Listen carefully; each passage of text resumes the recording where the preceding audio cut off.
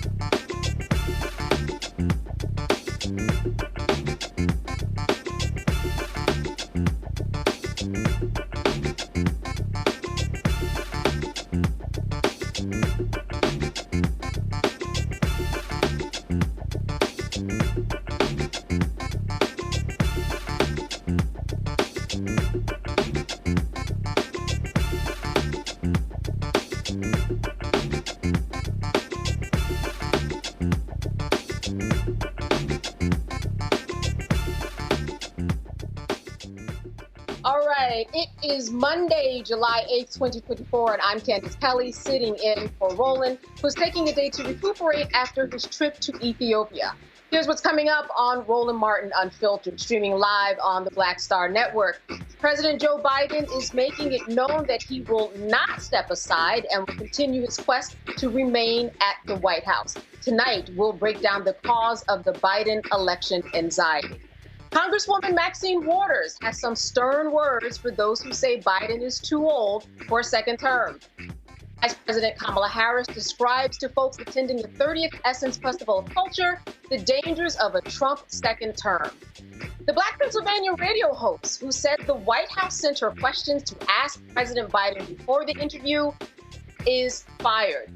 June's Black unemployment rate is on the rise, and we're going to talk to our resident economist, Harper, all about that uptick. It's time to bring the funk on Roland Martin Unfiltered, streaming live on the Black Star Network. Let's go.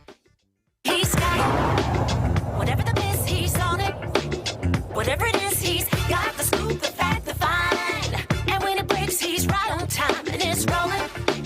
Best believe he's knowing. Putting it down from sports to news to politics. With entertainment just for kicks, he's rolling. It's on go, roll, y'all. It's Roland Martin, yeah. Rolling with Roland now. He's funk, he's fresh, he's real, the best, you know he's Roland Martin now.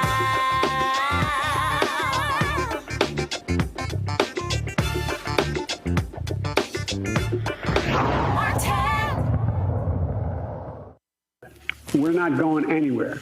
I am not going anywhere. I wouldn't be running if I didn't absolutely believe that I am the best candidate to beat Donald Trump in 2024. We had a Democratic nominating process where the voters spoke clearly. I won 14 million of those votes. All right, so there you have it, folks. President Biden is making it clear that he will remain in the presidential race despite concerns from Democrats. Now, Biden called into MSNBC's morning show after he sent a letter to Democrats on Capitol Hill that he would not drop out of the race. I haven't lost. I beat him last time. I'll beat him this time. And this is a guy who, look, we talk about debates. Look at his performance at debates. He lied over, Trump has 50 lies. I mean, look, this is a guy who says 10% of the universe. I don't want to get into it. He's just a liar. And he hasn't done a damn thing since the debate. He's been riding around in a golf cart for 10 days. He's down in Mar-a-Lago talking with his wealthy friends. I'm not running because of these guys, Joe. I'm running because, and you know me well enough to know this from the very beginning, I ran because I never bought on to the trickle-down economic theory. I never bought into the notion that we have to walk away from the rest of the world and cave to Putin or anybody else. I've never believed any of that, and I'm confident that's where the American people are. So what I did was I went out and I wanted to make sure that there wasn't any slippage at all. And with the average voter, I don't care what the millionaires think. And by the way, 97% of all the people who contribute to us are people making under 200, contributing under $200. I think we have the largest contingent ever in history. I'm not positive of that, but I think that's true. And so I want their support, but that's not the reason I'm running. I'm not running about what they think or what they care about. And by the way, you don't see a whole hell of a lot of them flocking to Trump. You don't see a whole lot of CEOs flocking to Trump. You don't see any. You see the major economists out there talking about what I have been able to do. I don't hear anybody talking about his economic plan likely to bring America around and keep America first. And by the way, here's Trump talking about all that he's done and Trump and his debate night. He's a pathological liar. He lied about Roe. He refused to accept the outcome of the election. He refused to condemn January 6th. And they claim he spoke with Putin before he invaded. What the hell are we doing, Joe? All right. So Tamia D. Booker, founder and managing director of T. Booker Strategies, joins me now to dissect all of this. Tamia, thank you so much for being with us today. Thank you for having me today. Absolutely. My first question to you is this. What do you think about the call to Morning Joe? Do you think that it made a little bit worse in that, listen, we couldn't see him, so we didn't know whether he was reading notes or not. It sounded like he was. There was one time where I caught him making reference to a list that he had. What do you think about his performance and what it did for his chances? I think that the president, we witnessed amount of frustration in his voice and with this whole issue since the debate. Yes, he had a debate that was not that great. However, he is right. The level of accountability that Trump has had to keep since the debate is not there. He stood there and he told blatant lies. And we have a president who we knew his age when we elected him back in 2020 and knew there would be a chance that he would run again in 2024. And he's someone that has stood with the Black community. He has really helped us. He's been fighting for student loan repayment and forgiveness. And for whatever reason right now, the media is really focused in on a bad debate and less about what is really at stake. Our reproductive rights are at stake. Our health and well-being is at stake. Our safety as Black people in this country are at stake. And so you can't blame him for being frustrated, given that this has been the conversation for the last almost 2 weeks versus a candidate who is a felon and also stood there and told numerous lies throughout the debate. So to me, I think one of the questions becomes for many, this isn't something that's new for the president. This is something that we've been seeing progressively, whatever you might think it is, in terms of the loss of words, in terms of the blurred speech, in terms of him just not remembering and getting facts wrong. So is there a little bit of concern for some, Biden reelection anxiety? Yes. And, we saw today, especially during the White House press briefing, they asked the press secretary about his health. And I think we have to lean on really the assessment of the doctors. If the doctors are clearing him and saying that he is good to run the country, then we need to trust in that. It is hard to see when you're seeing someone who also might be just aging. And the country has really expressed concern about this. But I think if he has physicians that have cleared him, then we should continue to trust that he is doing just fine. He's been campaigning since nonstop, traveling all over the U.S., campaigning in battleground states, making his case. And he made a strong case this morning. And I think we have to just lean into the fact that he's made his case, and that's where we are. He's not getting out of the race, and we need to rally behind him. What about leaning into this whole idea that in order to really kind of solidify or not solidify this, and this is why it's such a between rock and a hard place, do you make sure that you push Kamala out there, the Vice President Kamala Harris out there, or are you holding back on that? Because either way could hurt you. What are your thoughts on that in terms of strategy? The vice presidential pick is always picked to help lift the ticket, right, and to bring momentum. And she did that in 2020.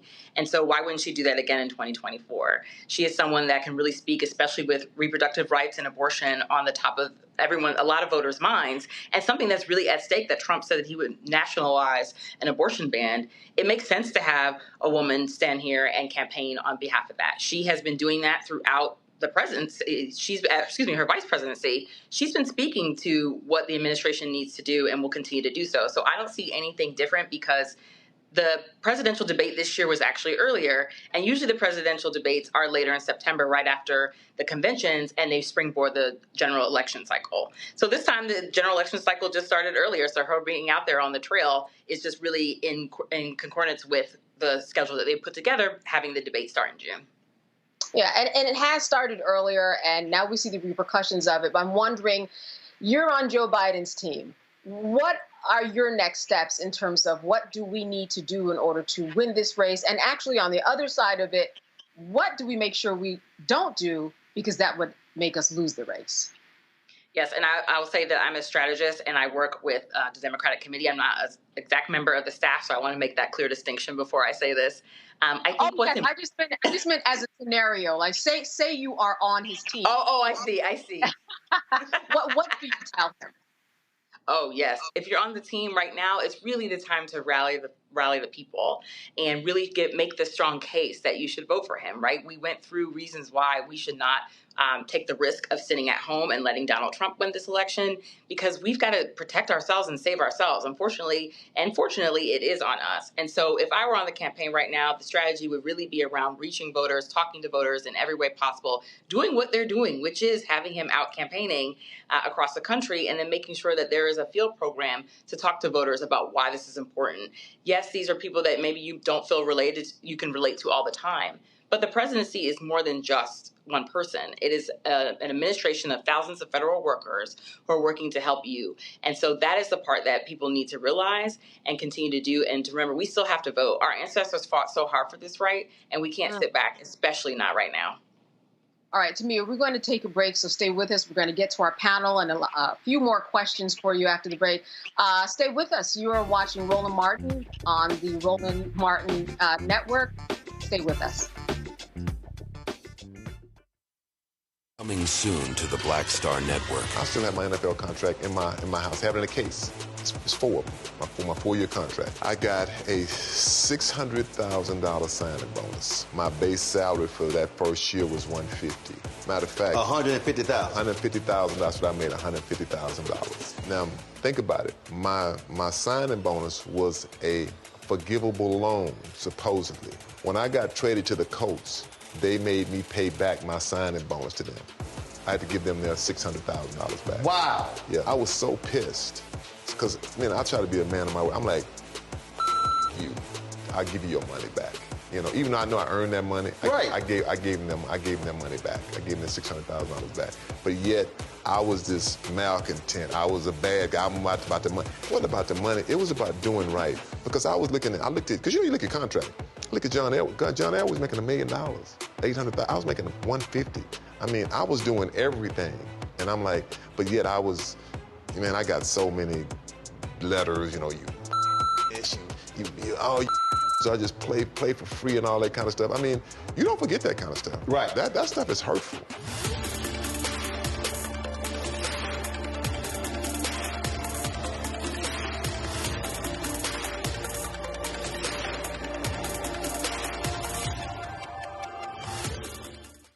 Essence Atkins. Mr. Love King of R&B, Raheem Devon. It's me, Sherry Shepherd, and you know what you watch. You're watching Roland Martin, Unfiltered.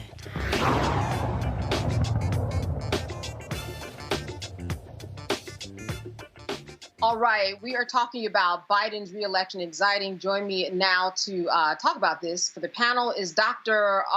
Omakongo Dibinga, senior professional lecturer at the School of International Service at American University out of Washington, D.C. Dr. Julianne Malveaux, she's an economist and an author also out of Washington, D.C. And Gavin Reynolds, he is a contributor to The Root and former speechwriter to Vice President Kamala Harris. He joins us from New Haven, Connecticut. Thank you all for being with us this evening. I want to first start with you, Dr. Malveaux. A question for our guest, Tamia. Tamia, President Biden missed an opportunity, I think, by not attending the Poor People's March and Rally on June 29th, a couple days after his debacle. I won't call it a debate. And I wrote a piece today that actually said he needs to get out more. Not just out, calling 20 members of Congress is not it. He needs to go to these, it's summertime. People are out and about.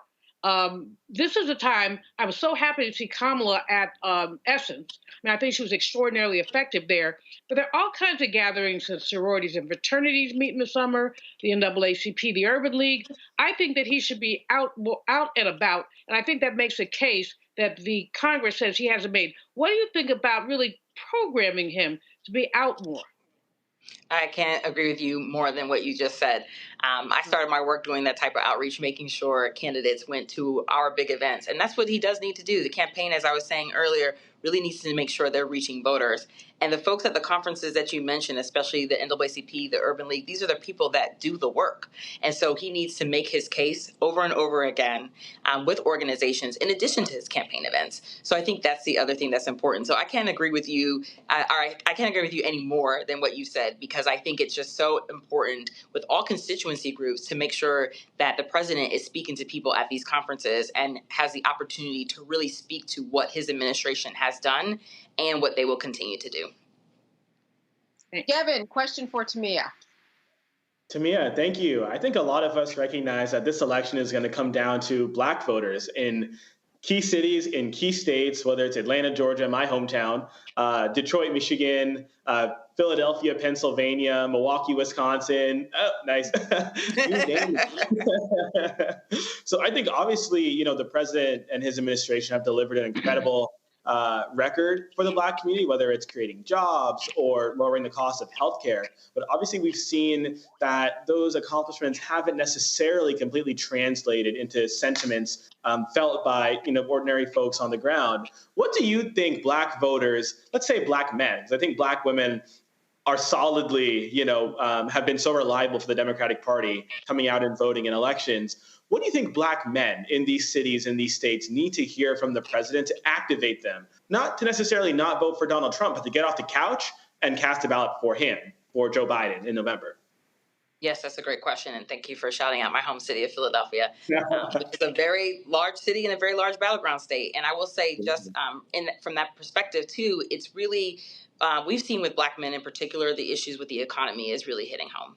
And he really needs to talk about how he makes the economy stable, how housing can be more affordable, how our groceries can be more affordable once again, because I think that is one thing I've seen in just my campaign work this past year. That's at the top of voters' minds.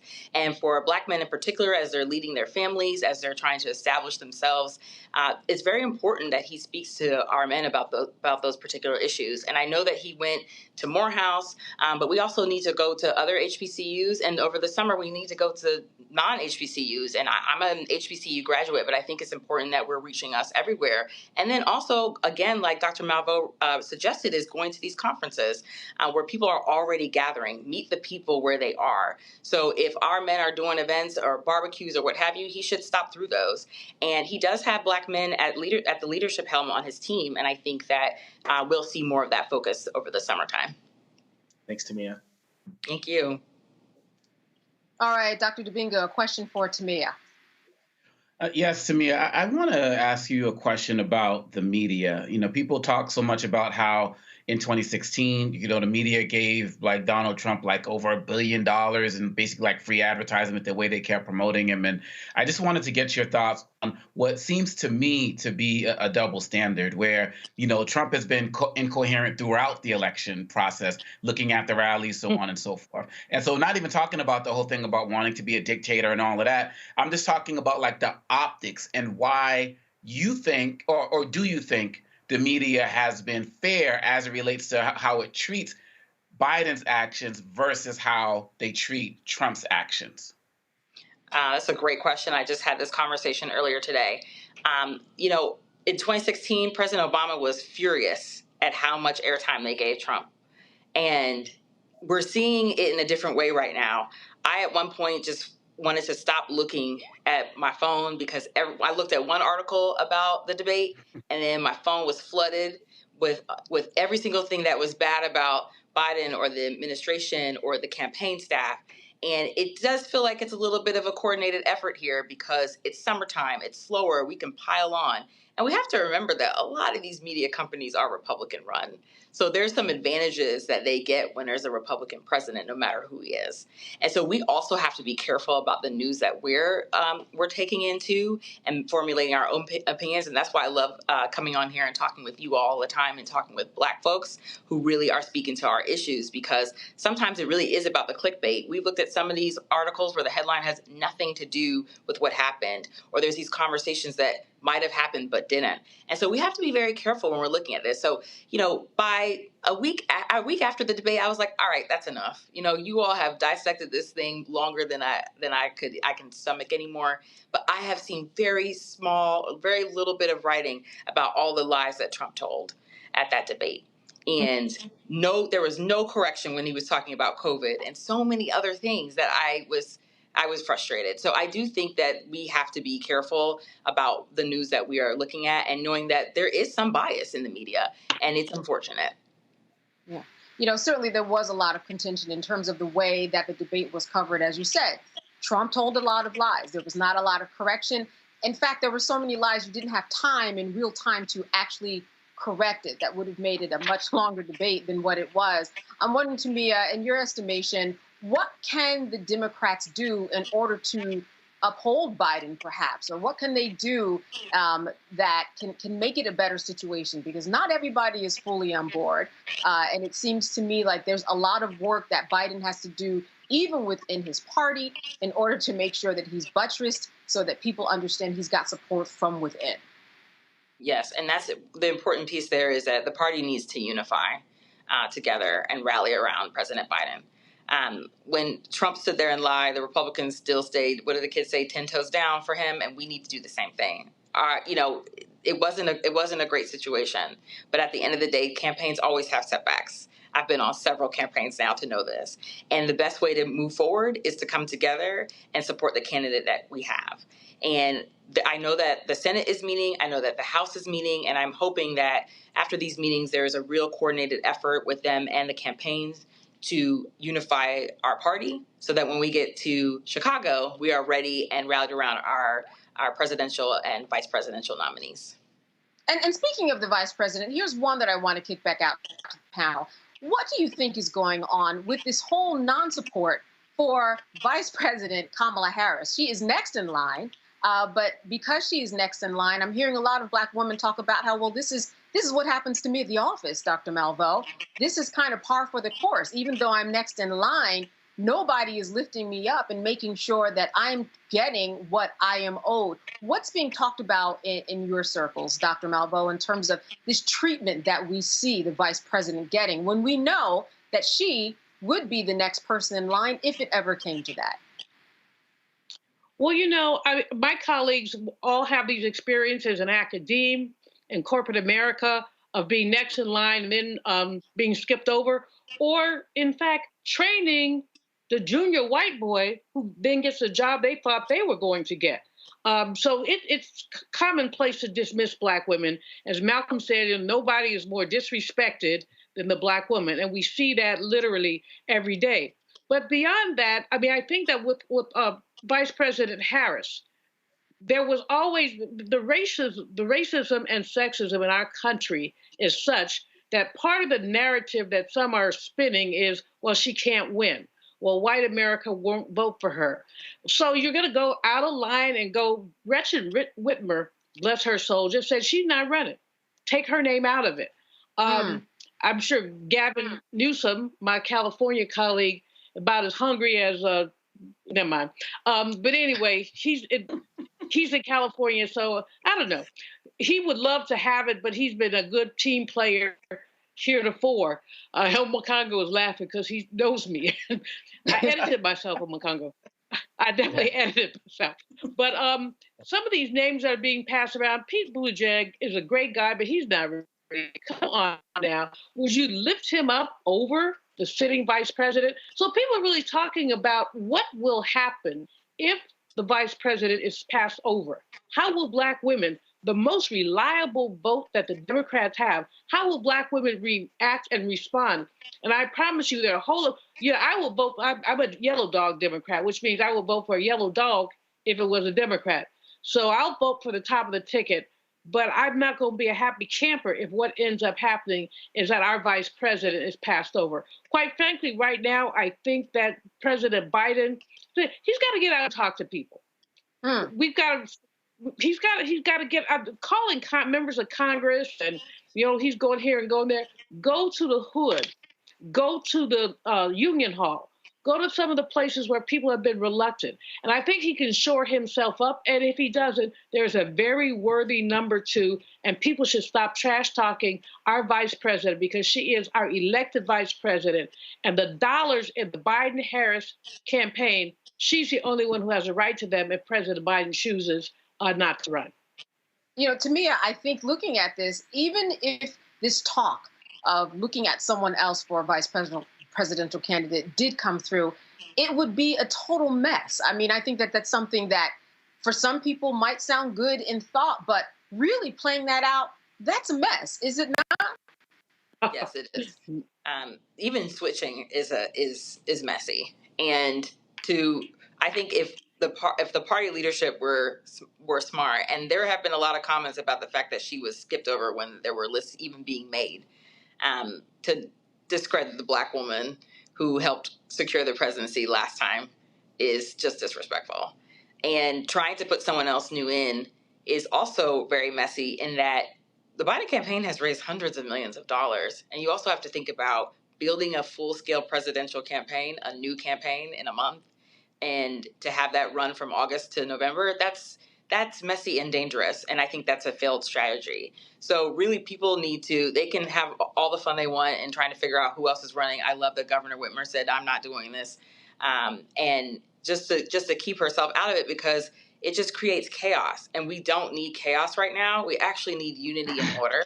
And we need to be able to come together. And as Dr. Malveaux said, he needs to be able to talk to the people. And the speculation about who could come in, that's not for now. That's for another time. And this is our candidate, and we've got to move forward because we're wasting time. The Trump campaign is gaining ground, and the Biden campaign needs to really be doing that too, instead of dealing with this distraction.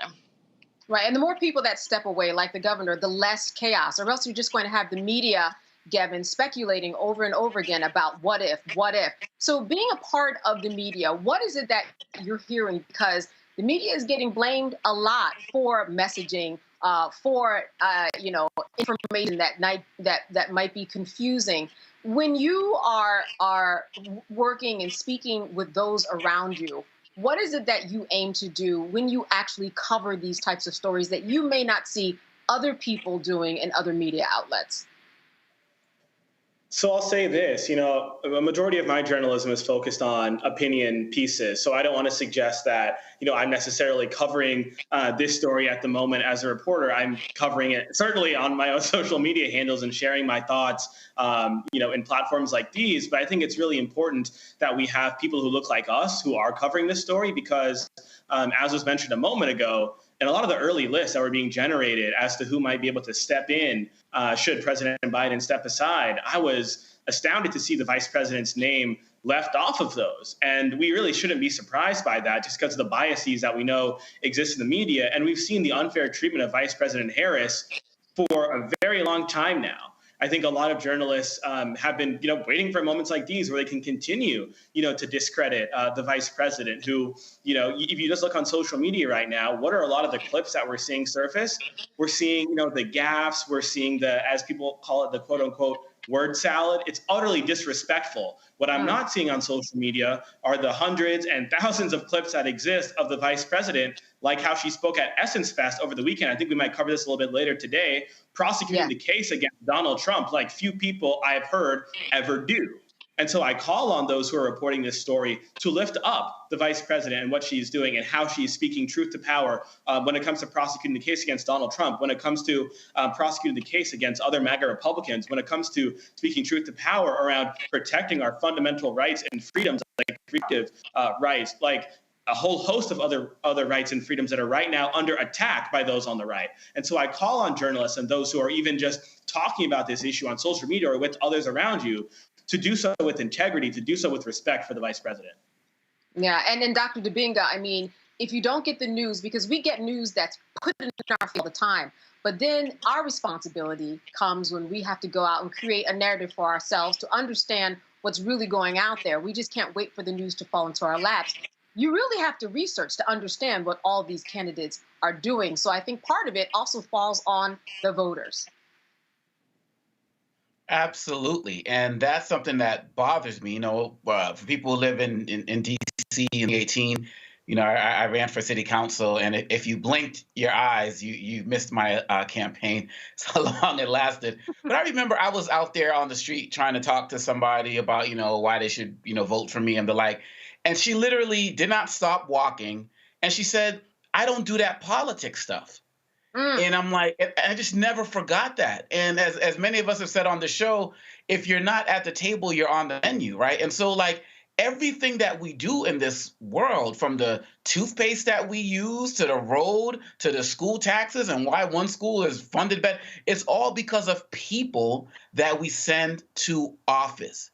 And so this lack of, look, I understand the Biden-Harris campaign needs to do more. I understand they need to get out there more, and everything that was said to here, go to the hood. I get all of that. But there's a certain level of sophistication that's supposed to be expected from the voters as well.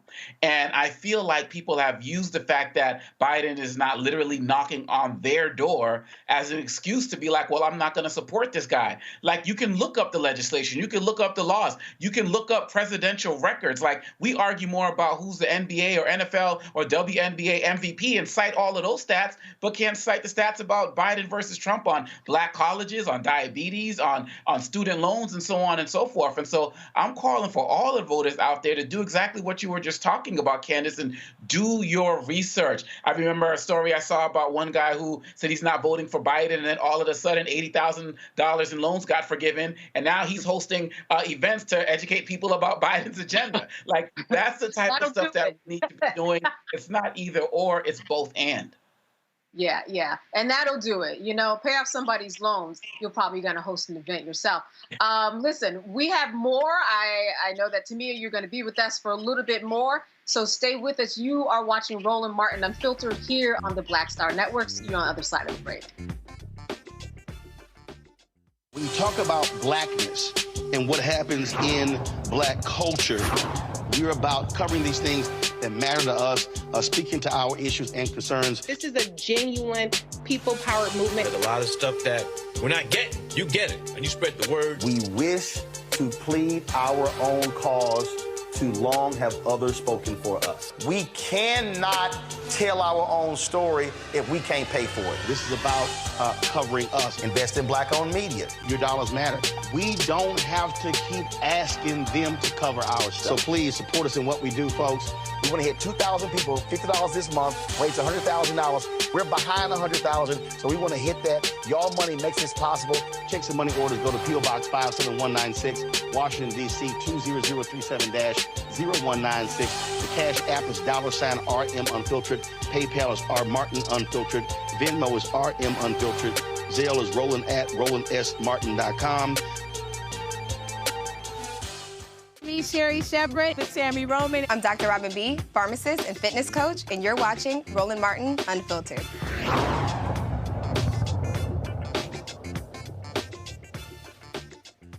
All right, we are back talking about the Biden and that voting anxiety that a lot of people seem to have.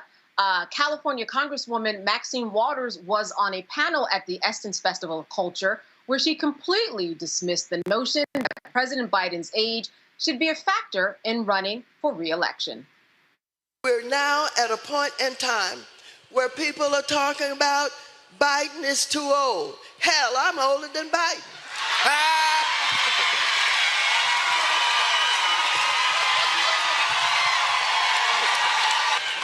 You look good, Congresswoman. And I get up every morning. All right. And I exercise. All right. And I work late hours. All right. I take care of black people. All right. Trump has told you who he is. He defined himself. He is a no-good, deplorable, lying, despicable human being. And he's talking about if he doesn't win, there's going to be a bloodbath. There's going to be violence. There's going to be a civil war. Who the hell do you think he's coming after? Who's going to be targeted? Who is he talking about? But you know he means business because he is the one that led the invasion on the Capitol January 6th. Now, do we have to talk about the difference between these two? Now, I want to tell you, no matter what anybody says, it ain't going to be no other Democratic candidate. It's going to be Biden, and we better know it. Tamia, here's what we know. Somewhere in the universe, someone's printing up some T-shirts talking about how Trump is despicable and deplorable. I can assure you that. But what you said, I would imagine more of that is needed in terms of Maxine Waters. Yes, absolutely. So we have a term for that on campaigns. We call them surrogates, people who go out and deliver the message and campaign on your behalf. And that was, she nailed it. You know, I saw it earlier this morning and I was like, yes, this is the message that needs to get out there, which is at the end of the day, we are too caught up in age and we need to really be caught up with what's at stake. And Auntie Maxine, she's always called out Trump since before he was elected the first time. And having her out there and reconnecting with folks on this particular issue with this campaign, it's perfect. And you see Congressman Horsford next to her laughing because he knows, like, this is exactly it's the truth. And it's what's needed. It's what the people need to hear. Let's reset. Let's get back to reality here. Things will be dangerous. Trump has said so. And when he said he was going to do certain things before he got elected, what is the first thing that he did when he was elected? He put a ban on Muslims coming to the United States. And he wasn't as emboldened, as empowered as he is now. And if he gets reelected, we're going to see worse. And we need to keep that in the front of our minds. Oh, I'm not so excited about who's on the ballot. Okay, are you excited about keeping yourself safe? Let's go ahead and just let's make sure he's not president again. Yeah. Dr. Malveaux, I want to throw this to you. I know that you have been down to the Essence Festival of Culture. This is the place where you do go to get people talking. Absolutely. And the stage is always hot. This is, I mean, I'm happy that Kamala was there, but I wish that President Biden could have been there as well. That's the kind of retail politics that he's so good at, touching people, empathizing with people. But sisters are there, sisters and brothers. A lot of folks are there, and it's hot, hot, hot. And it's hot in New Orleans, too. But it's hot, hot, hot. And so these are the kind of things that I think he very much needs to do. When I listened to Congresswoman Waters, I could call her Maxine because she's my friend. When I listened to her, I thought about, who came to my mind was Dr. Dorothy Irene Height. Dr. Height was 98 when she made her transition in 2010. Until only a few months before she made her transition, she went to the office Ed Day. Do you hear me? Ed Day. And she went in there clean as the Board of Health with her hat and gloves on.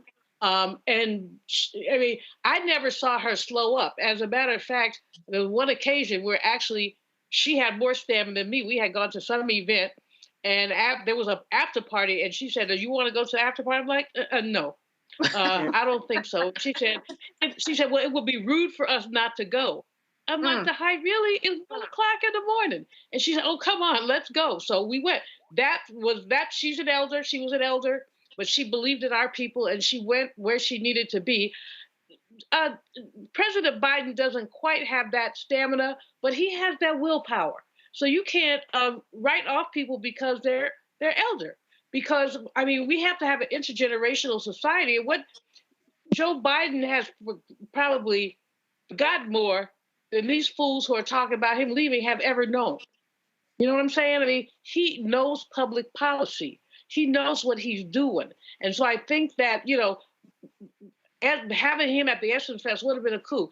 I don't know what's going on. I did not like what I saw today with those aggressive reporters harassing Karine, the press secretary. There was one guy who just was really out of order, trying to get her to say something. She said 3 times, I can't say that. But they're trying to put people in a box to say something is wrong with President Biden. And what they need to say is, what's right with President Biden? And what's wrong with that orange man? I would encourage everybody who has some doubts to read Project 2025. Now, you don't have to read the whole thing because it's 900 pages. It is 900 pages, so you really don't want to read the whole thing. You probably will upchuck at least 5 times as you go through the first 20 pages. But they laid it out. Number one, they would eliminate the civil service. All these civil service jobs, they say, these should be presidential appointees. Do you know that between 38,000 and 50,000 people work for civil service? And all of us know a disproportionate number of them are African Americans. And African Americans, in terms of employment, are paid better with civil service than they are in the regular labor market. So they would get rid of that. They would get rid of, the Supreme Court has already got rid of the regulatory agencies. I mean, I could go down the list, I won't. But all I would say to people, or just read a summary, or go on my webpage. I have a column where I lay it out. We do not need to be ignorant. And that lying person, I'm cleaning myself up over Congo. You're influencing me positively. But that lying person, he doesn't know anything about Project 2025. He is a liar and a coot. To go back and he lies more easily. My grandmother used to say to one of my relatives who was a liar. She said, "Why tell the truth what a lie will do?" And that's him. I mean, why not just lie? Just lie. And you know what? I would say a lot of people Project 2025 and Ben Carson has a chapter in there. Steve Miller has a chapter in there. All his cronies have chapters in there. So don't tell me, don't what on me and tell me that it's raining. Even if you get to the table of contents of that 922-page report, you are correct. Just the first few pages are very telling. Now I have several questions for you, Dr. Dibinga, but I will start with this one.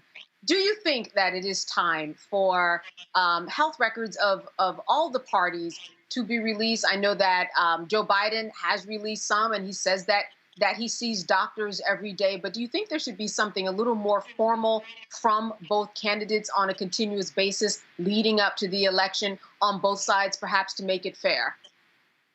Well, all I care about as it relates to that question is that it is fair and that it's equal, and that if one person has to do it, the other person has to do it or face the same consequences. As Biden said this morning in the call with Morning Joe, is that, since February, he released everything. So do people need it daily? Do they need it hourly? Do they need it weekly? He said he had a cold and other things and got checked out today. But do we remember when Donald Trump's doctor, who he affectionately called Ronnie Johnson, and his name is Ronnie Jackson, at a rally when he was standing right there? Ronnie Jackson says something to the effect of, President Trump is the most fit president in the history of presidents, or something to that effect. And people just let that fly. Like, how does this guy, like I said, back when Trump was president, how does this guy even have a medical license still, right? And so that's what I'm talking about. The inconsistency is a problem. People have let them lie about Trump's height and his weight and all of these other types of things. And so I think that it's actually ridiculous that there's not the same standard. And let me just end with this, Candace. We're talking about seeing the same health records. We've also have never seen Trump's taxes.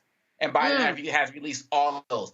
And so I'm saying there's never been a consistent playing field as opposed to the expectations, and have the level playing field and have consequences for both of them for not doing what has been said. But don't just have it on Biden to do this. To me, what do you make of this Project 25? Certainly Trump has been trying to stay the distance away from it. He says that he knows nothing of it.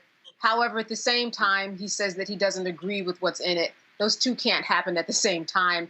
As Dr. Malveaux said, just read the first couple of pages and you know exactly where this is going and who's involved.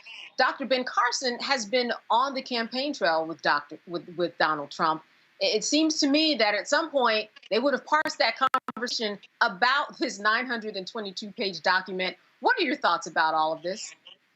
I couldn't agree with Dr. Malveaux more. I started reading it and it made me feel sick. And I was like, I cannot believe that this is where they want to see the country go. If people are also looking for a summary, the Biden campaign does have it on their website. It's really dangerous what they're trying to do and really completely change the way that we govern. And as it was mentioned, you have thousands of employees that are working for the government that are Black, that they are basically trying to discriminate against. They've continuously talked about smaller government, smaller government, smaller government. And we know what that means. That means cutting people from doing the work. And we have to remember the importance of federal workers. Even just with that recent Supreme Court case with, cutting down on regulation, like we need the FDA to make sure our food is safe. We need the Environmental Protection Agency to make sure we're actually breathing in clean air. And these are the things that are super important to keep us functioning on a day-to-day basis. And we know, unfortunately, in many instances, lower income communities suffer more from environmental discrimination and neglect, and also with healthcare. And then that also comes with the economy. All those things are connected. And if you don't have money, how can you pay to take care of yourself? And so when they're standing here trying to cut these different departments and these different programs that help aid and support, particularly people of color and low income Americans, it's frustrating to say the least. And it's frankly ridiculous. And I think that Trump is trying to distance himself from it right now because it's an unbelievable read. I didn't read all 900, but I read enough of a summary to know that this is actually scary, and you can't believe that someone actually thinks, or a group of people got together and said, this is what we're going to do as we move forward. And he's distancing himself because he doesn't want people to pay attention. But in actuality, this is the plan that they're going to do. The Heritage Foundation, the conservative think tank, is behind this. And we just really have to be aware of that and know that, again, I always am going to end with this point, that we have to vote, because that's the only way to not even have to deal with this reality that they're trying to put together. Well, that's right. Gavin, I think one of the things that I've been hearing from a few people today is, well, you know what, this report certainly has opened my eyes, and maybe it translates into people being more inspired to do more in order to get people to the ballot box, and in order to make sure that they understand what is going on in this world that is affecting them. Do you get this sense that perhaps this report might rally some folks up to do a little more? Absolutely. Look, the stakes of this election could not be any higher. Project 2025 is one piece of evidence validating that theory. Another is the recent Supreme Court decision that was handed down, I guess that was last week, which essentially says that a president can do anything he or she wishes to, as long as it's in their official capacity, and they'll face no criminal liability. This essentially, as we prepare to celebrate July 4th, which is when our nation, got our independence from the British Crown, the decision essentially gave the American president the ability to act as a king or a queen. In a second Donald Trump presidency, that means that Donald Trump can literally carry out not only the terrible policies, the borderline illegal policies, in some cases straight up illegal policies contained in the pages of Project 2025. He could also order the assassination of his political opponents, whether they be Joe Biden, whether they be me, who was a political appointee in his administration, could be literally anybody, and he would face no criminal liability. So whether it's Project 2025 or whether it's the recent Supreme Court decision, the stakes of this election could not be any higher. However, I do believe that it's going to be imperative for the Biden campaign to not only continue to beat the drum about the stakes of this election and what Donald Trump is prepared to do in a second presidency, in a second term. I think it's imperative that the Biden campaign put forward an affirmative vision for what they seek to deliver for especially the Black community in a second term. We talked earlier about how the president needs to get out there to communities like Atlanta and Philly and Milwaukee and Detroit, and he's going. But we need more of that. We need Joe Biden to make a very clear and convincing case to Black voters, not only that Donald Trump is racist and a threat to our community, which he is, but we know that. Joe Biden needs to make a clear and convincing case continue to do that for what we will get from a second Joe Biden presidency. Like I said earlier, the Biden presidency so far has contained a historic list of accomplishments for our community, whether it's a historic rate of Black small business growth, a historic rate of historically low Black unemployment, or record low caps on prescription drugs for seniors when it comes to insulin, for diabetes, which disproportionately is Black seniors. I believe the list is extremely long. But I want to hear from the president as he continues to get out there and travel and speak and engage with Black voters more that he plans to do in a second term. I've heard him talk extensively about free childcare, universal pre-K. I love some of these ideas, continuing his mission of delivering for the middle class. So I think he can do that. I think he will, but it's going to be critical to make sure that Black voters not only recognize the danger of a second Donald Trump presidency, but also the incredible benefits that our community can glean in a second Joe Biden presidency.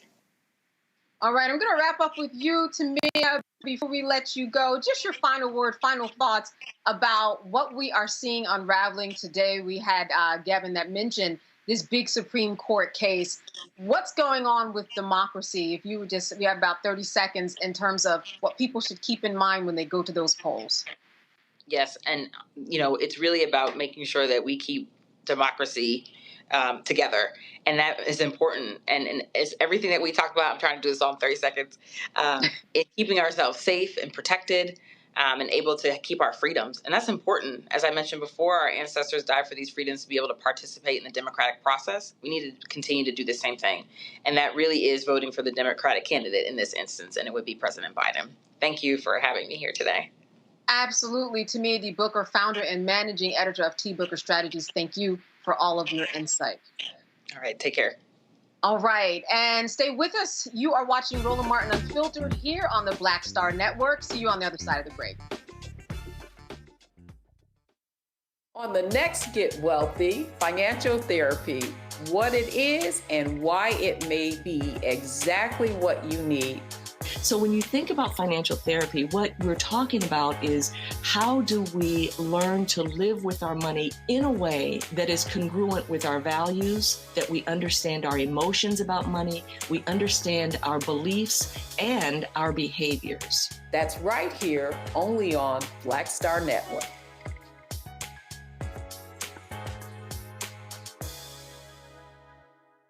On a next, A Balanced Life, it takes a village to raise a child, and truer words have never been spoken. If you're raising a child, you know that it's a blessed challenge like no other. Even more so if your child has a disability. We'll talk to parents and our expert panelists about the best way forward for your child to help you maintain your own sanity. On a next, A Balanced Life with Dr. Jackie on Black Star Network. Me, Sherry Shepard, and you know what you're watching, Roland Martin Unfiltered.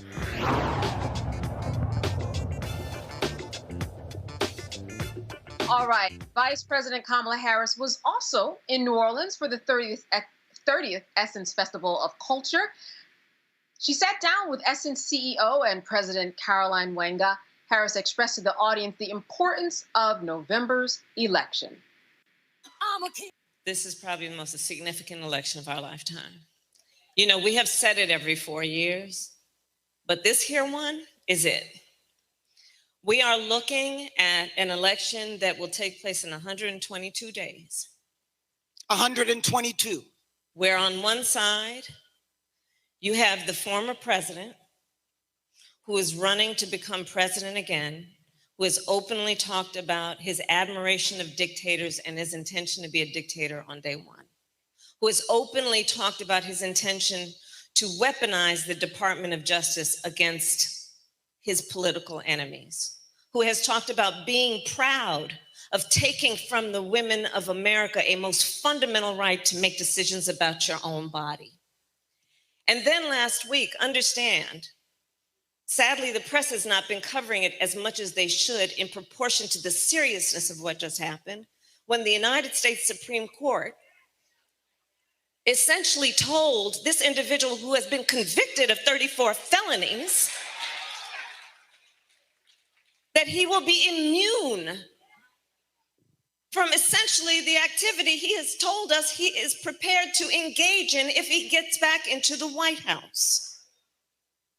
Understand what we all know. In 122 days, we each have the power to decide what kind of country we want to live in. Understand what we know. When there has been a full-on intentional attack against hard-fought, hard-won freedoms and rights. When I talk about the family that raised me, yes, they took me in a stroller as they were marching and shouting for justice, knowing that justice will not be achieved unless we are prepared to march and shout and fight for it. And one of the ways we do that is through our vote. This here election, let's think about the significance of the United States Supreme Court. 2 years ago and some days now, we commemorated a decision by the United States Supreme Court, the Dobbs decision, that undid the protections of Roe v. Wade. Understand how that happened. The former president, who wants to be president again, hand-selected 3 members of the United States Supreme Court with the intention that they would undo the protections of Roe v. Wade, and they did as he intended. The Court of Thurgood and RBG took a most fundamental right, the right to make decisions about your own body. And on this subject, I think we all believe and know one does not have to abandon their faith and deeply held beliefs to agree the government should not be telling her what to do with her body. If she chooses, she will talk with her priest or her pastor, her rabbi, her imam, but the government should not be telling her what to do. Understand that the former president, who is up for re-election, has said he is proud of what has happened, proud of the fact that our daughters will have fewer rights than their grandmothers, that we have seen in state after state, they're passing laws punishing healthcare providers, in Texas providing for prison for life for a doctor or nurse who provides reproductive care. Understand, laws being passed and proposed that make no exception for rape or incest. Caroline, you asked me about the things that have influenced my career. That's exactly right. So many of you know I was a prosecutor. You may not know one of the reasons why. When I was in high school, I learned that my best friend was being molested by her stepfather. And when I learned, I said to her, you have to come live with us. I called up my mother. My mother said, of course she does. And she came and she lived with us. So I decided at a young age, I wanted to take on what I could do to protect women and children against violence. The idea that these so-called leaders would be passing laws that make no exception for rape and incest, that are essentially telling a survivor of a crime of violence to their body, a violation of their body, that they have no right to make a decision about what happens to their body next, that's immoral. And that's what's happening in our country right now. You look at the taking of fundamental freedoms and rights. In Georgia, passed a law to deny people and make it more difficult to have freedom to access to the ballot. Passed a law that makes it illegal to essentially give people food and water for standing in line to vote. The hypocrisy abounds. What happened to love thy neighbor? So if you want to see more of the entire conversation, we streamed it on the Black Star Network. You know, Dr. Dibinga, she has been out there and she has been talking this talk for a very long time. She has been hitting panels, she's been hitting schools, she's been talking about this issue that you think would make a lot of people rise to the occasion. How effective do you think she has been, especially on this trail as she's talking about abortion rights and women? What's your sense of how that is making a difference?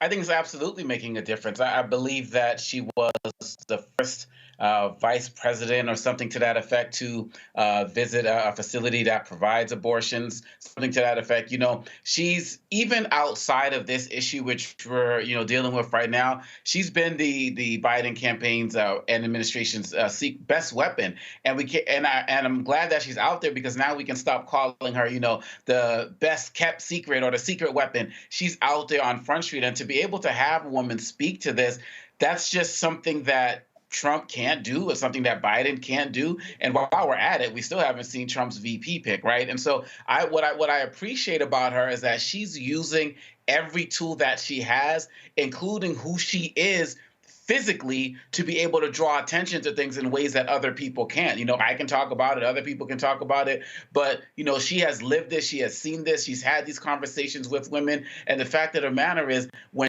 she is up there on that stage, she is going to bring a perspective that so many of us just don't think about because we don't have to. And when she does that, the people at home who are living with these particular issues, you know, when I'm talking directly as it relates to women, and of course, you know, men, husbands who are involved as well, but I'm talking about the people going directly through it, they can resonate with that. And I think that is very powerful. She needs to do more of it. And lastly, I will say, as people keep saying, if this becomes a referendum on Biden, Democrats lose. If it becomes a referendum on Trump, Democrats win. And so what she's doing with this abortion issue is she is also keeping it front and center, because this is an issue that Democrats have won and across the country over the last few years. And so that helps put the attention on Trump and other Republicans who have been trying to run away from that. Just look at the platform they released today. They responded to the pressure that people have put as it relates to that. And so she is the best weapon out there to speak on it.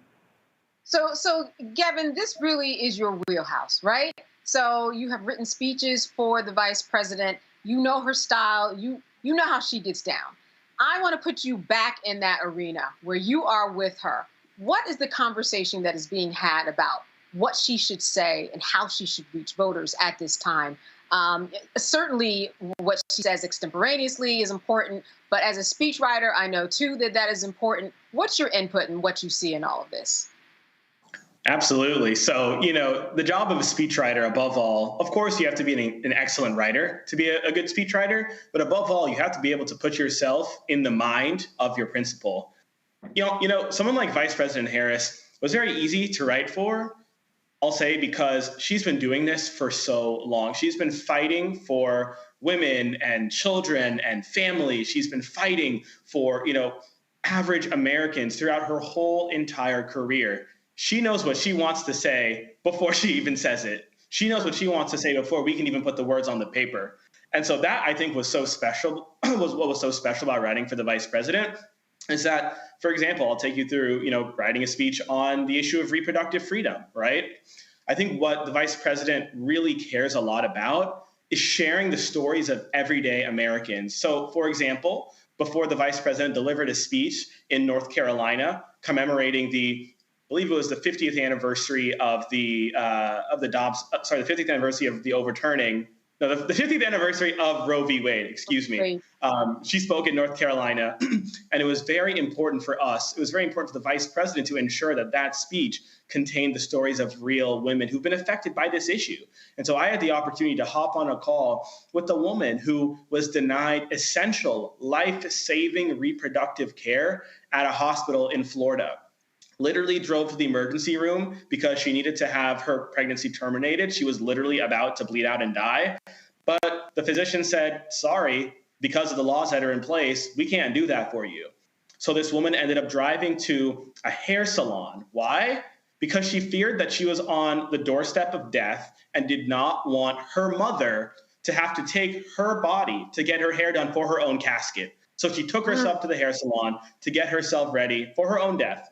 Went to the bathroom in that hair salon and nearly bled out and died and had a miscarriage in that salon bathroom. So I had the chance to talk to this woman. I had the chance to get her story. And with her permission, the vice president shared her story during the speech that she gave. Not only that, but the vice president made sure that that woman was at the speech that she gave so that she could personally greet her and thank her for sharing her story with us before the speech. And she gave her a shout out during the speech because she was there in the stands. And that's the kind of speaker Vice President Harris is. She's someone who knows that it's the real stories, it's the everyday stories of the people touched by these issues that make a speech truly special. And since leaving the vice president's team, I've continued to see the vice president employ that same approach, whether it's speaking not only on the issue of reproductive freedom, but also speaking about economic opportunity, economic justice. She went on a tour earlier this year, I believe we spoke about it on this very show, in which she went to cities like Atlanta and Detroit and talked about the work that this administration is doing to expand access to capital to Black and brown folks, whether they be entrepreneurs or other folks who are reliant on capital that have been denied to them and those in our community for so long. And so I've seen her do this, not only while I was with her, but I've seen her do it since I've left her office. And it makes me very proud. And I think Omokongo is so correct in that she is one of the most effective ambassadors on so many issues. And I'm excited to see this campaign continue to lean on her because she truly is no longer one of the best kept secrets. Right. The secret is out. The secret's out. The secret's out. Yeah, and certainly she's getting a lot of light that's being shined on her, Dr. Malveaux.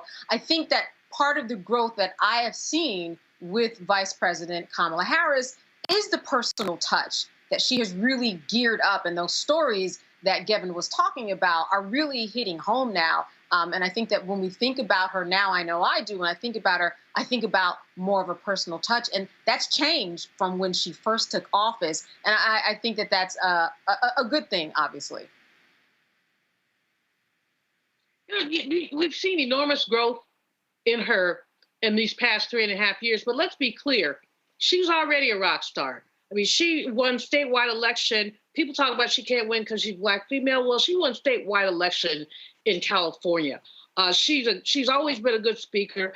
I think that because of her race and gender, some of the haters have drilled down on, the term word salad. We won't use it on this network, but they had at least really silly things to say about her without listening to what she was saying. But so while we've seen enormous growth, I think it's also important to note that she was already a rock star. She was already doing it.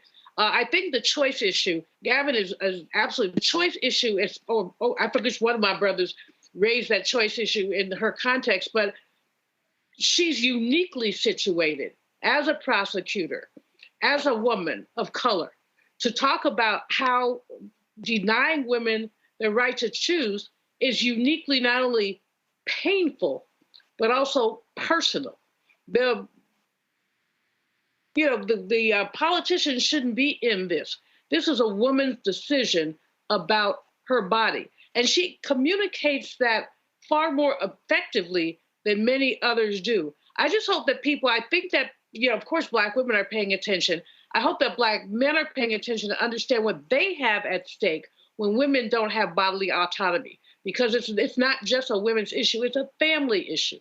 We can look at a number of things, and other economic indicators that talk about what happens when women have abortions, what they lose, not only in terms of, not what they lose in terms of abortion, but when they are forced to take a pregnancy to term, what they lose. I mean, imagine that you're a poor woman who becomes inadvertently pregnant and you have to keep the baby. Now, what you gonna do with that baby? And you're not gonna love up on that baby but so much, perhaps. Some folks are like, I don't like this baby. This baby was not my choice. I know people who have given their children up for adoption, which was probably the best thing in their case. But in any case, there are economic reverberations to denying a woman a right to choose, including her employment situation, any number of other things. But I think that the vice president is far better situated to raise some of these issues and the economic issues. The economic development tour was great, but far better situated to raise these than some other people. So I think that the Biden-Harris administration has gotten it, that she is basically an effective tool. I don't think they got it at first, but we all know that the role of the vice president is always very nebulous. I mean, if you look at the Constitution, it doesn't lay out, this is what your job is. The president picks what your job is, and they create your portfolio, whether you want it or not. And we've seen really smart people. I give Al Gore an example. Very smart man. Well, he got the internet. He nailed that. But he was not able to transform his vice presidency into an effective campaign because of the nebulous nature of the work he did. So I think that just because of what's going on with that orange man, she's been able to very effectively communicate, and the Biden administration, both of them need to be running like they stole something in these next few days. Yeah, we know that when she first got into office, she got some really bad assignments when it comes to that border wall. And you're right, there's nothing in the Constitution that says specifically what she should be doing. They get it. She got it on a plate for her, served to her. And what was on that plate, a lot of it certainly didn't look good, but she certainly keeps on rising to the occasion. All right, more on Roland Martin Unfiltered when we come back after this break. You are watching the Black Star Network. Stay with us. Next on the Black Table with me, Greg Carr. Dr. Gerald Horne, a man regarded by many as the most important historian of our time. He provides us a history lesson I'm betting you've never heard before. Texas enslavers who planned to continue the conflict even after Appomattox, even after the formal surrender of Robert E. Lee. Dr. Horne talks about his new book, The Counter-Revolution of 1836, Texas, Slavery, and Jim Crow, and the Roots of U.S. Fascism. You do not want to miss this conversation. Only on the Black Table, right here on the Black Star Network.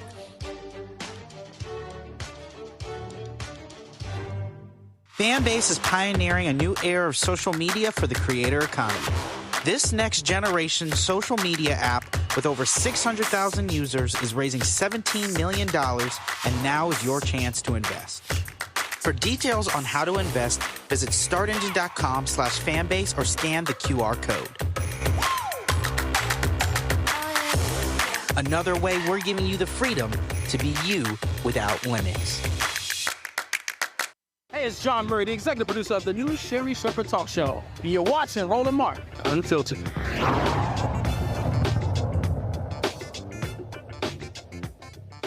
All right, a Philadelphia radio host has been fired after a controversial interview with President Biden.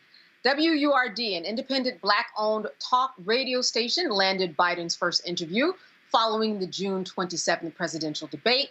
During a CNN interview, the station's host, Andrea Lawful Sanders, admitted to asking Biden questions at the White House that the White House had sent her in advance. You each you asked 4 questions, and maybe that's what you were allowed to ask by the campaign or the White House. But they were essentially the same questions, both interviews, about accomplishments, progress in your respective state, what's at stake in the election, what he has to say about his debate performance, and what he would say to voters who think their vote doesn't matter or might sit this election out. Were those questions given to you by the White House, or did you have, or the campaign, or did you have to submit questions ahead of this interview? The questions were sent to me for approval. I approved of them. Okay, so the White House sent the questions to you ahead of the interview? Yes. Okay. I got several questions, 8 of them, and the 4 that were chosen were the ones that I approved. All right, so that did not sit well with the radio station. Here's a part of the statement that the station posted on social media about the incident. WRD Radio remains an independent voice that our audience can trust, will hold elected officials accountable. As Pennsylvania's only independent Black-owned radio talk show station, WURD Radio has cultivated that trust in our audience over our 20-year history. This is something we take very seriously. Agreeing to a predetermined set of questions jeopardizes that trust and is not a practice that WURD Radio engages in or endorses as a matter of practice or official policy. As Pennsylvania's only independent Black-owned talk radio station, WURD Radio has cultivated that trust with our audience over a 20-year history. This is something we take very seriously, and agreeing to this, I think that we already went through that. This is something to take seriously. Agreeing to a premeditated set of questions jeopardizes trust and is not a practice that WRD Radio engages in or endorses as a matter of official policy. I think that was doubled there. Let me go to you, Gavin. What are your thoughts about what this host should or should not have done? So I think this is a really tough story. Certainly, when I first saw this interview between Andrea and Victor Blackwell, I did not think that the story would have the outcome that it did. I guess having been inside, the room and in the building in terms of in the political space and seeing how this often works, I guess my perspective is that it's not entirely uncommon for the staff, supporting a certain principle to go back and forth with reporters and journalists in seeking to set up or line up an interview to establish the guardrails or parameters or scope of a particular, interview. Nor is it necessarily uncommon for questions to sort of be massaged, back and forth, again, between the staff supporting a principal and a potential journalist seeking to interview that host. It's not entirely uncommon. It's really not an uncommon practice. I think right now, though, we're at a situation in which a lot of Americans are looking for truth and are looking for clarity and are looking for transparency from the president as to, how he handles more off the cuff, non-scripted, non-teleprompter, sort of exchanges. And so I think it was sort of the perfect storm in the scenario where listeners were, I suppose, hoping to hear the president just sort of, responding in real time to questions without, knowing beforehand what those questions would be. Clearly, the policy of this radio station is that the way in which this reporter conducted herself was not in line with the policies of the radio station. I certainly am not one to, I can't comment on the extent to which what she did truly, did or did not conflict with the policies, nor, Right. should I second guess the decision that was made by this radio station. I guess speaking in generalities, I would hope that, this is a Black-owned radio station, serving, for Black listeners by Black reporters. I guess my hope would be that in a situation like this, again, without knowing the specifications, the specifics here, that perhaps there could have been a way to deal with the situation without terminating, the reporter here. Again, I do not know the nature or the relationship that, the reporter has with this radio station, but I guess I would hope that there could have been another way to resolve this situation without terminating this reporter. Gavin, I think a lot of people are thinking about just the process of behind the scenes. Dr. Dibinga, it seems as though, yes, often journalists go on TV and they talk about the guidelines and they talk about, how the sausage is made. They talk about what goes on behind the scenes. I'm just wondering why she went on this show. Was there permission? And was there even a discussion just in terms of leadership and policy? I just think that there are a lot of holes that need to be filled in because she went on the show for some reason. Perhaps she thought she had the green light, ended up at a red light after it was all said and done, though, Dr. Dibinga. Yeah, absolutely. And as Kevin said, it's definitely unfortunate. And I found it. And it kind of goes back to the first part of our whole discussion that people are nitpicking every single thing that Biden does, that they're reaching out to people who normally would not get any attention, right? When was the last time you saw a Black radio host be interviewed on CNN or MSNBC for an interview with the president, right? So I think she kind of got caught up in the whole frustration of what's going on with Biden and how everybody's watching his every single word. I think some news sites are actually posting transcripts of his speeches so that people can actually kind of go through it word by word and look at where he slipped up. We're in silly season as it relates to that, but they're not doing that for Trump, by the way. The thing that we have to be mindful of is that, again, this is something that happens all the time in radio. And going back to what Gavin said, it will depend on the standard set by the station. If their standard is, we don't do that, you don't take prepared questions, and she violated that, then it would make sense that she has to go. We saw this a couple of weeks ago. Remember, Candace, with Tyler, the singer, and the Breakfast Club, She went on the Breakfast Club, and she was like, her manager, don't ask about this, don't ask about that, don't ask about that. And Charlamagne asked about all of it. And so there's a certain level of integrity that stations are supposed to have. Karen Hunter talked about this. She said she would never take an interview where she can't ask the question she wants. But if somebody said, you have to take our questions, she would deny the interview from the beginning and wouldn't do it.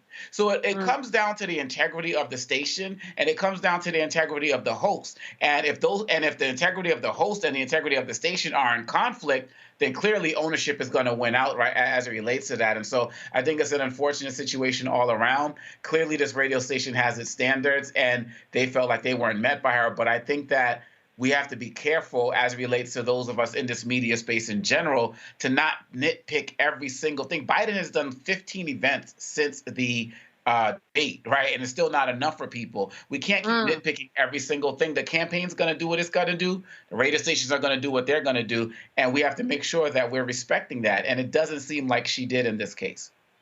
Dr. Malveaux, was there a miss somewhere, you think, if you think about the host, what she did and what perhaps was happening in terms of policy, because they said that their policy is that they don't take questions ahead of time. So I'm just wondering if there was a misunderstanding about what the policy of the station even was, because it is strange that it ended up like this. It is very strange. I have a radio talk show Monday mornings at 9 a.m. on WPFW. I think Oma Congo has been my guest once. And people do not tell me what I'm going to talk about. Now, people may suggest, I did today's Monday. So this morning I had Liz Thea Harris from Poor People's Campaign, and I had a young lady who has been working on the Chevron case, the regulatory case. In her case, she sent me a couple of talking points because the Chevron case is very complicated to me. I'm not an attorney, but she sent me some talking points. But I asked her what I felt like asking her, which wasn't necessarily the talking points. But basically, people don't tell me what to say. It's going to come out some other kind of way. With Liz Thea Harris, she's a close acquaintance. Reverend Barber is a friend. And it was fairly free-flowing. But I have people give me questions. I'm saying, we're not going to roll like that. I've read your bio. I've read your book. Let's just talk. But in politics, and when I used to do a lot of national television, one of the things that used to crack me up is you go on the air with a Republican, and they would have not only their talking points, they would be ordered. Democrats, we just say whatever. But Republicans are always very disciplined. So if you debated 3 Republicans in a week, they would all say the same thing. Just saying a lot, I don't know the backstory. I do know that WURD is a great station. It's owned by a Black family. The dad used to own it. He was a physician. Now the daughter is the CEO, Sarah Lomax. They're terrific people. So I just think there's something that we don't know. There's something that we don't know here, because this just doesn't seem egregious. Some of the questions that you would ask President Biden are questions anybody would ask him. I mean, you want to know how you felt about your debate. You want to know, what your accomplishments are. So I just think that there's something missing. But I'm sorry for the sister, and I'm sorry for the station. But no, Sister Girl said, I'm not a journalist. She made all these qualifiers. So I do think that there's a mismatch that we're not hearing about. Yeah. I think there also, and I'm in agreement that there is some information. I don't know if we will hear about it in a lawsuit, but I do not think that discussion, especially for her, since she lost her job, is over. All right, we've got more of Roland Martin Unfiltered right here on the Black Star Network. Stay with us. Coming soon to the Black Star Network. I still have my NFL contract in my house, having a case. It's 4 of them, for my 4-year contract. I got a $600,000 signing bonus. My base salary for that first year was $150,000. Matter of fact, $150,000. $150,000. That's what I made, $150,000. Now think about it. My signing bonus was a forgivable loan, supposedly. When I got traded to the Colts, they made me pay back my signing bonus to them. I had to give them their $600,000 back. Wow. Yeah, I was so pissed. Because, I try to be a man of my word. I'm like, you. I'll give you your money back.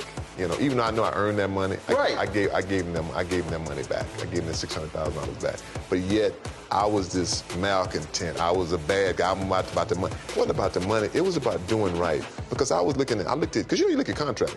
Look at John Edwards. John Edwards was making $1 million, $800,000. I was making $150,000. I was doing everything. And I'm like, but yet I got so many letters, you so I just play for free and all that kind of stuff. I mean, you don't forget that kind of stuff. Right. That stuff is hurtful.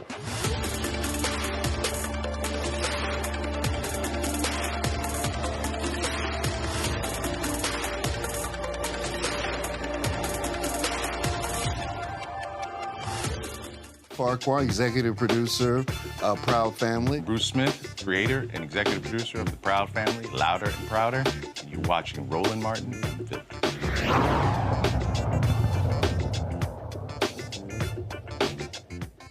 All right, jobless rates rise in June for white, black, and Hispanic women. But for men in the three racial groups, the black unemployment rate increased in June to 6.3%.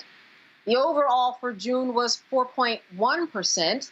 Black men saw a dip, but the unemployment rate for black women rose 0.5 of a point from May. Now, while the overall unemployment rate slightly increased, June saw 206,000 jobs added to the workforce. Now, Morgan Harper from the American Economic Liberties Project is here to break down these numbers. We thank you so much, Morgan, for being with us today. Thanks for having me. Absolutely. So when we look at all of these numbers, for people who aren't really numbers people, because we are always hearing about the unemployment rate, we've got a 0.5 of a point with the unemployment rate for black women. That's very minuscule. But what is the overall takeaway when you look at these numbers, someone who can really decipher what they mean? So overall, the job market and the employment status of Americans is in a pretty good place. So even as you noted in that overview, how we've seen an uptick, in the black unemployment rate, it's still at relatively historic low levels. And we've seen that pretty consistent throughout the entire Biden administration, that unemployment has been relatively low for us and across the board. But what we did see this past month in June is that there is this bit of an uptick, both in the general and the black specific unemployment rate. And that can mean a number of things. I mean, one, as I emphasize a lot, it's just a month. And then these numbers are sometimes revised down the line. So you got to take it all with a grain of salt. But it could mean that there is some slowing down in the labor market. But again, we've been living through a real labor boom since after the pandemic in terms of the level of new jobs being created, hiring, wages going up.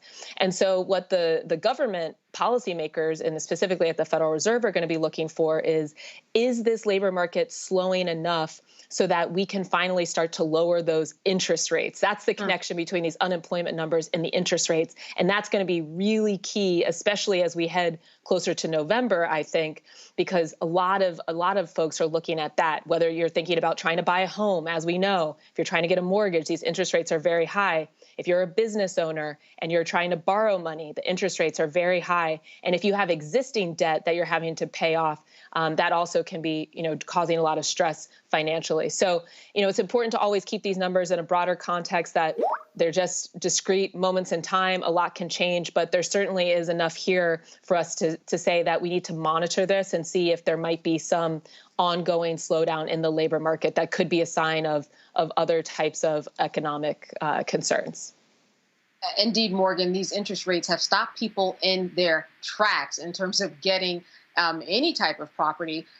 What are your thoughts in terms of, if you could explain to the audience the shift that could potentially take place and what it takes for that shift to happen to bring down an interest rates or change the price? Remember, we were talking at one point about eggs and milk and the cost of that and bacon. But when we think about these shifts, those shifts can happen in a short period of time, perhaps, in terms of the change in interest rates.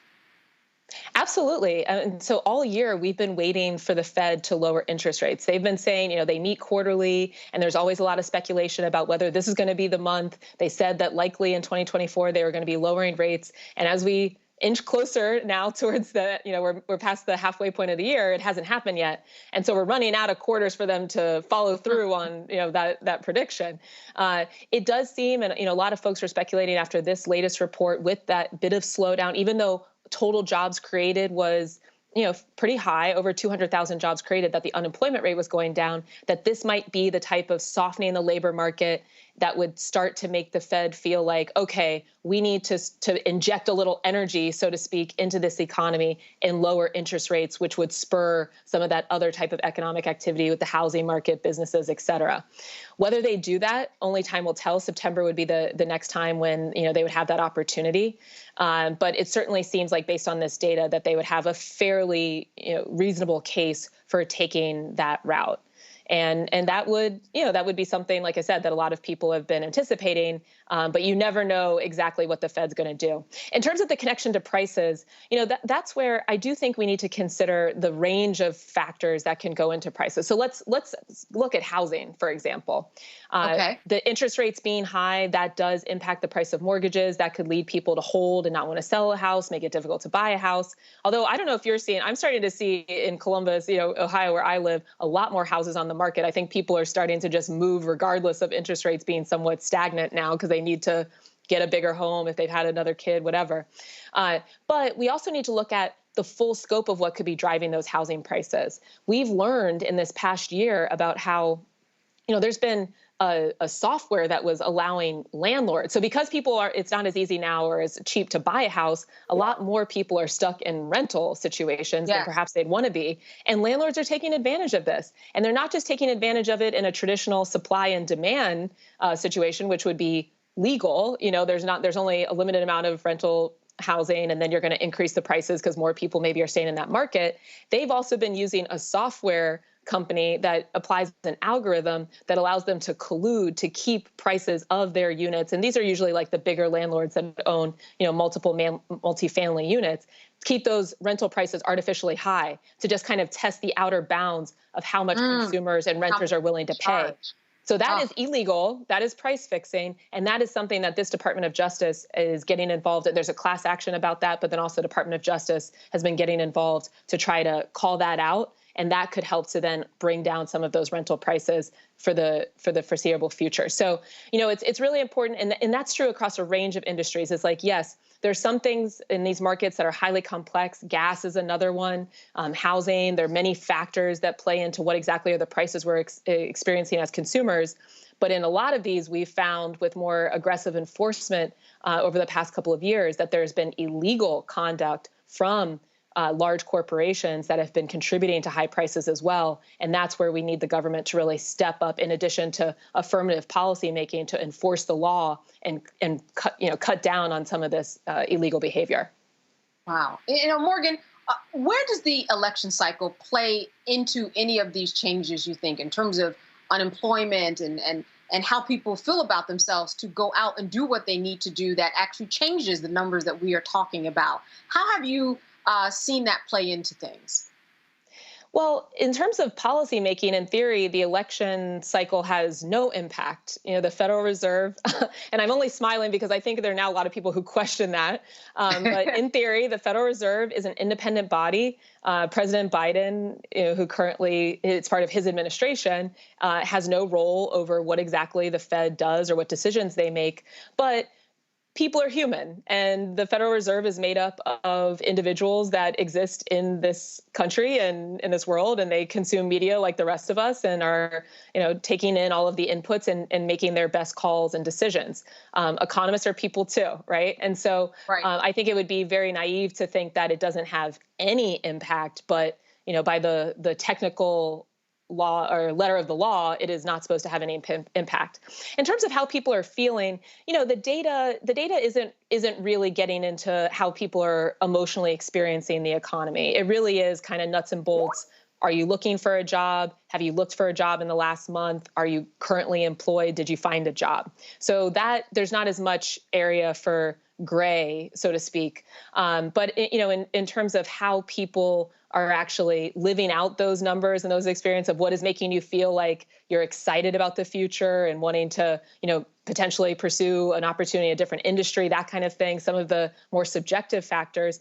I do think all of the talk about the economy, I mean, there's been a lot of criticism, and we've seen this in some of the polling, that even though the economy has been quite strong, that a lot of people continue to say that they don't feel that optimistic about where the country's headed economically or otherwise. And again, I do think that's where some of these experiences that you might just be having as a human being living in modern American culture, that could be impacting perhaps some of your psychology and your experience in the economy.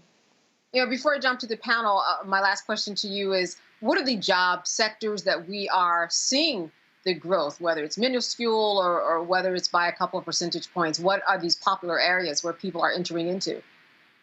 Great question. It varies every month. And this past month, it seems that the bulk of the job growth was driven by government jobs and healthcare and education. Which I think those have been the top for the past few months as we've been coming on and talking through this data.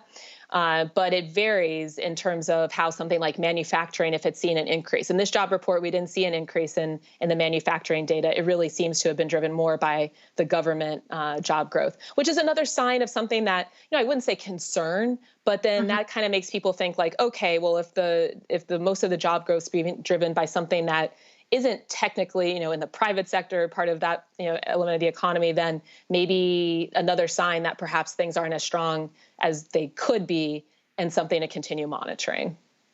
All right, I'm going to go to Dr. Malveaux. Question for Morgan.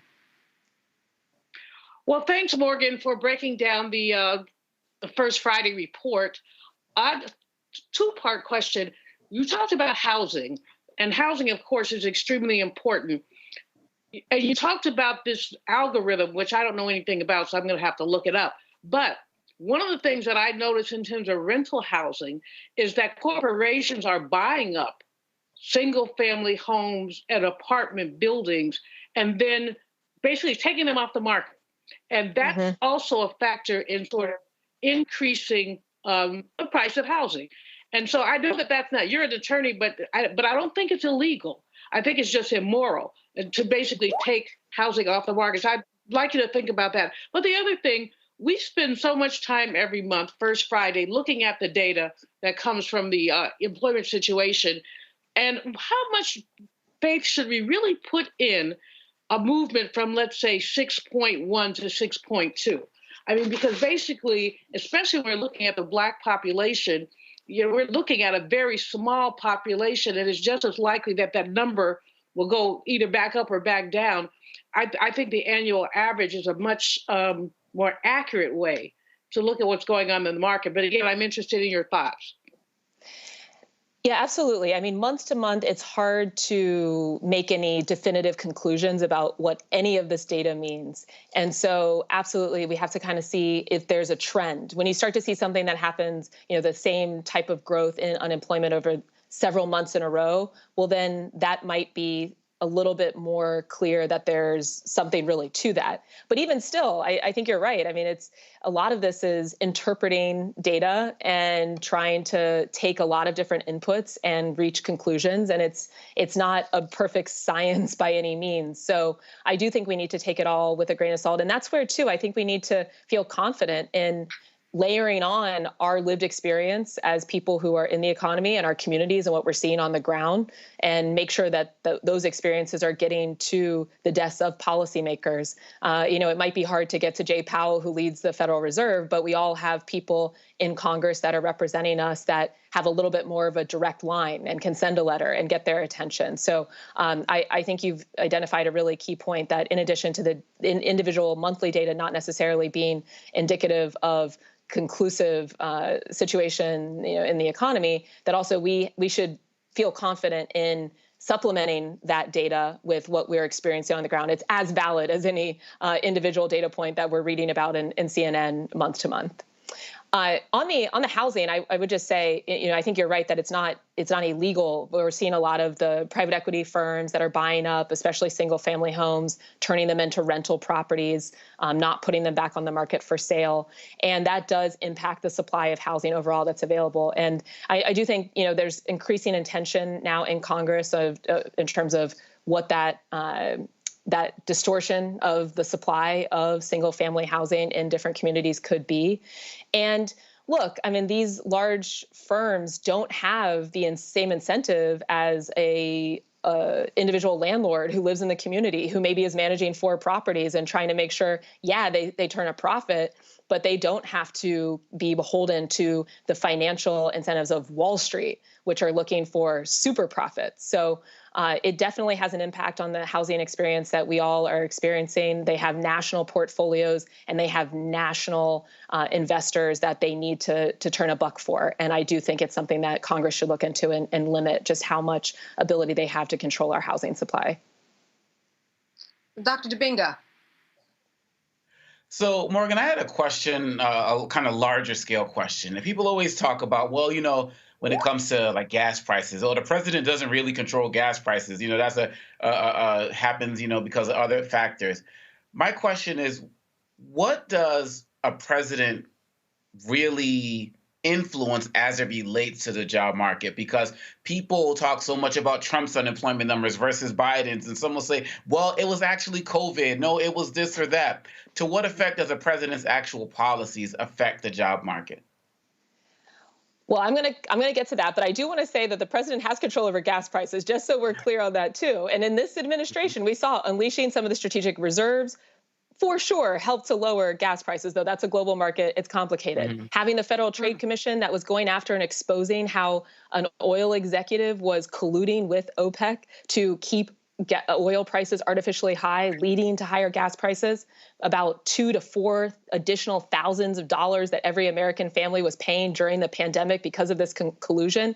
That's something this administration's gone after. And that, for sure, will have an impact on keeping, at a minimum, gas prices stable and likely lowering them. So I agree. I mean, we have to push back on this narrative that, things are just so complicated and what could anyone do? And if Trump, they're in office, but it's so hard. No. There are things that can be done, and there are things that have been done, and we need to keep clear on the facts. Now, when it comes to the labor market, I mean, this is getting back to the manufacturing jobs that I mentioned. This was a month where we didn't see growth in the manufacturing sector. But as I'm sure a lot of us know, there's been big investments from the administration in the manufacturing sector, the Infrastructure Act, and some of the climate investments and building out the CHIPS Act. But these are longer-term projects, and so that is a lever that Congress has been able to utilize in passing this legislation. But the president's support of that legislation and making sure that the federal bureaucracy was also going to be on board to implement some of these grants, like Department of Commerce, which is in charge of the implementation of the CHIPS Act, which is going to increase our domestic production of semiconductor chips, which fuel pretty much every electronic at this point and a lot of different manufacturing items in the whole economy.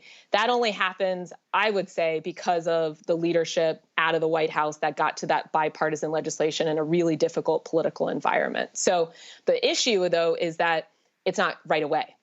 I live in Columbus, Ohio. It's in Central Ohio is one of the regions that's going to get one of these Intel plants in the northeastern part of our region.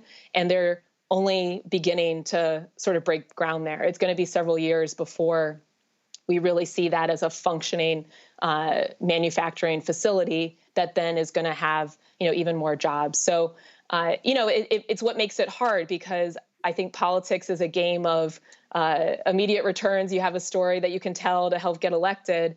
And sometimes the right thing is long-term investment. And we know we need that as a country. And having the type of leadership that's going to pull that off, it isn't always congruent with getting the quick hit on cable news, but it might be absolutely essential for us to have a functioning economy for our children and grandchildren. Yeah. All right, Gavin. All right, Morgan, thank you. Building off that point, if you were advising the Biden campaign right now, I don't believe you are, but if what a job. Don't put that on me. No pressure. I'm just kidding. If you were advising the Biden campaign, how would you be encouraging them to message the economy right now in terms of, the accomplishments that they've delivered, which you rightfully pointed out aren't necessarily being felt as accomplishments by everyone right now. Also in terms of, the president's plans when it comes to the economy for a second term. And finally, perhaps some of the detrimental economic plans that Donald Trump has in store for a second term. So just curious how you would wrap all that up and encourage the Biden campaign to talk about the economy on the stump from here on out. It's a great question. And it's one, we're grappling with at the American Economic Liberties Project, because though we are nonpartisan and engage with all sorts of stakeholders, our mission is to decrease the level of corporate concentration, economic concentration that has essentially ensured that the economic gains in our country stick with just the ones who already have it, the richest of the rich, the biggest of the businesses, to the detriment of us as workers, consumers, businesses of all sizes, businesses that actually want to follow the law. And in this administration, here's what I would just tell them to tell their story. They have actually started to turn the ship.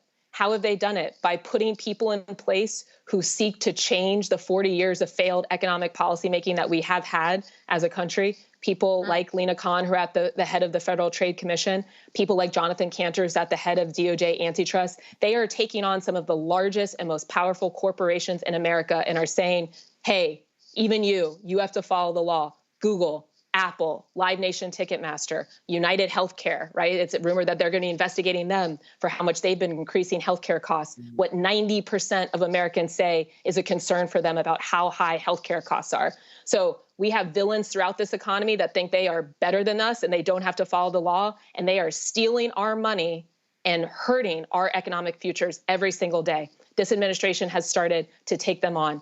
And there is a lot more work to do, because unwinding us out of this 40-year problem does not happen overnight. It is going to take a while, but the key is having leadership that seeks to do something about it. And what we've heard so far from Donald Trump is that, coming back to the gas prices example, we have one administration that's holding people accountable who have inflated gas prices, and we have an opponent who is saying that they are going to strike deals with big oil billionaires to make sure that law enforcement is not something that they have to ever think about.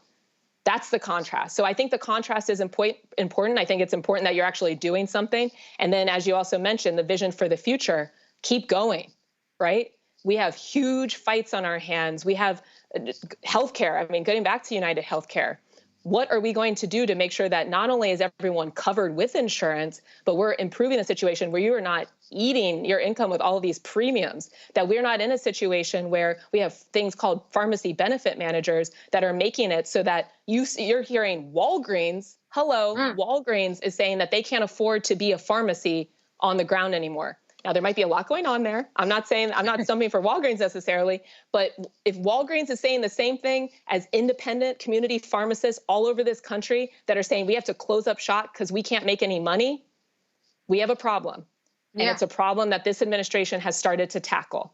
And we need to give them time. In my opinion, this is Morgan Harper as an individual, not as an employee of a nonprofit. We need to get them more time to keep going. Because the alternative is one that we already know. It's where we keep working and working and working, and we do not get ahead. It's where you can be a worker bee for the rest of your life, but you try to start a business, you're going to get crushed. This is not sustainable. We have to see change. We need it now. And we have had the types of leaders in this administration that appear willing to take that on. All right. Morgan Harper, listen, we like you as an individual and with your nonprofit. Every time I hear you, I just want to get out a pen and paper and take notes. That is good information. And we thank you so much for breaking it down and being with us this evening. Thanks for having me. And thanks for the great questions. Yes, indeed. All right. You are watching Roland Martin Unfiltered here on the Black Star Network. We'll be right back. When you talk about blackness and what happens in black culture, we're about covering these things that matter to us, speaking to our issues and concerns. This is a genuine people-powered movement. There's a lot of stuff that we're not getting. You get it, and you spread the word. We wish to plead our own cause. Too long have others spoken for us. We cannot tell our own story if we can't pay for it. This is about covering us. Invest in black-owned media. Your dollars matter. We don't have to keep asking them to cover our stuff. So please support us in what we do, folks. We want to hit 2,000 people, $50 this month, raise $100,000. We're behind 100,000, so we want to hit that. Y'all money makes this possible. Check some money orders. Go to P.O. Box 57196, Washington, D.C. 20037-0196. The Cash App is $RM Unfiltered. PayPal is R Martin Unfiltered. Venmo is RM Unfiltered. Zelle is roland@rolandsmartin.com. I am Tommy Davidson. I play Oscar on Proud Family, Louder and Prouder. Right now, I'm rolling with Roland Martin, unfiltered, uncut, unplugged, and undamn believable. You hear me?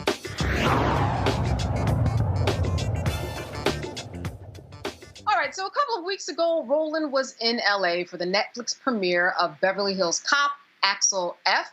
He sat down with stars Kevin Bacon and Joseph Gordon-Levitt. Let's take a look. So, gentlemen, glad to see you. First off, first memory of Beverly Hills Cop.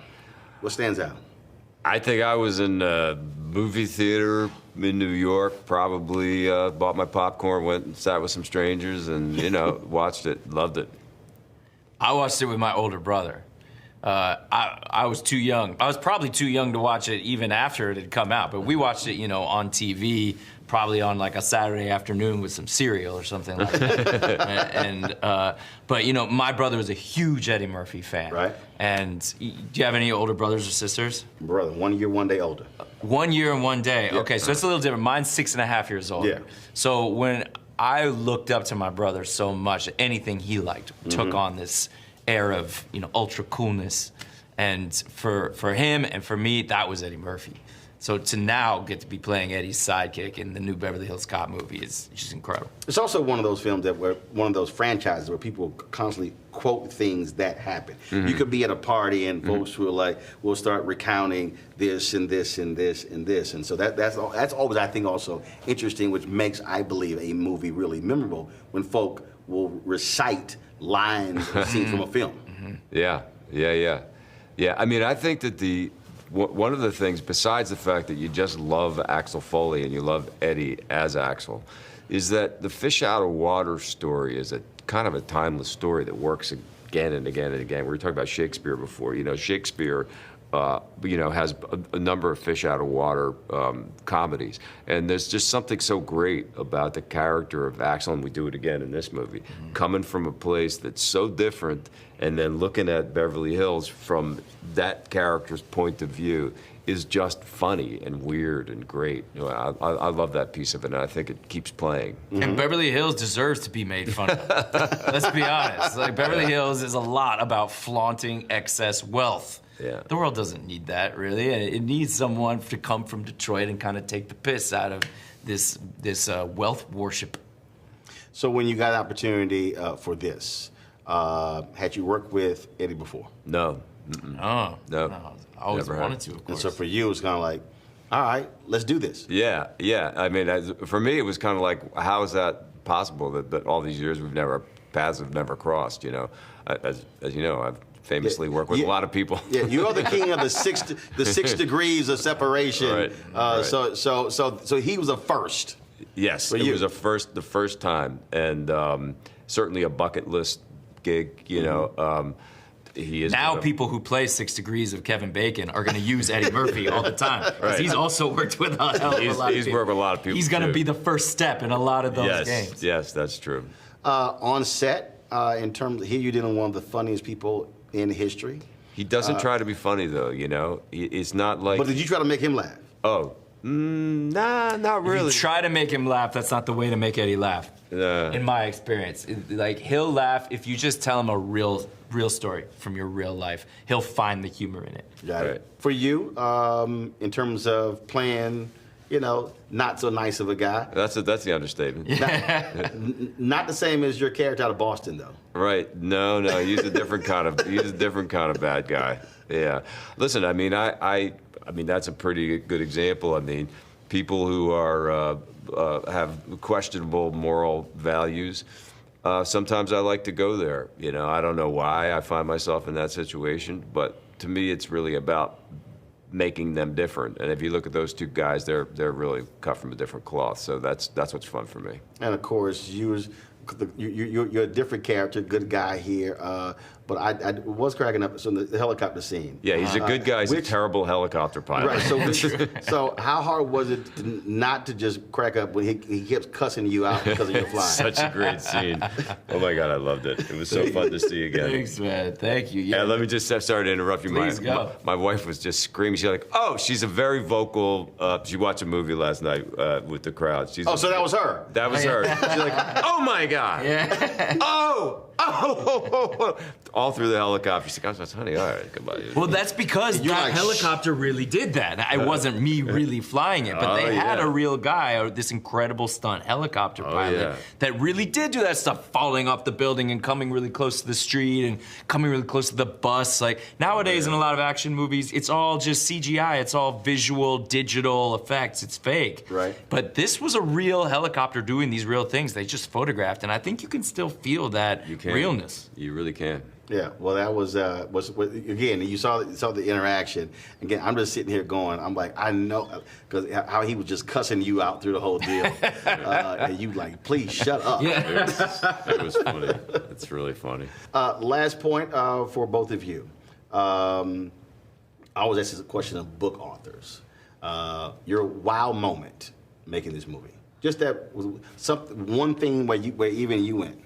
Oh, wow. I'll tell you, there relates to the helicopter. Of all the things that I've done and been thrown into, all kinds of, crazy situations, physical, whatever, on movies, the thing I've never done is they have these cars where I'm driving, but I have no control over the car because the driver's on the roof of the car with controls that actually operate the car, and swinging through a bunch of stunt drivers and these guys in the helicopter rig next to it. And they said to me right before we said action, somebody said, just hang on, because this is going to be a little disconcerting. And let me tell you, it was fun as shit. I mean, I was just like, this is so fun. I love what I do for a living. It was great. Shooting at these guys, and it was funny. That was a crazy day. Yeah, it was. Shutting down Wilshire Boulevard, and we're in this hydraulic helicopter rig. It felt like someone had built like a Disneyland theme park ride just for us, just for a day. Yeah. All right. Well, certainly I hope folks enjoy it. I appreciate it. Thanks a lot. Thank you. Cheers. Right. So, Gavin, I was ready for the movie. I've seen it. Did you get a chance to check it out? I haven't checked it out yet, but I can tell you, I know what I'm about to do this weekend. Yeah, exactly. And it's just one of those movies that, I was ready for a part. Axel left. He has been doing a lot out there. There's a really interesting interview with him for the New York Times on The Interview, where he talks about his career. He talks about, just making it through being famous and still really rising above and not getting caught up in a lot. And I think a lot of credit should be given to him, Gavin. Absolutely. No, I think so as well. Dr. Malveaux, have you gotten a chance to see the movie? I have not. I am not the movie demographic, if you know what I mean.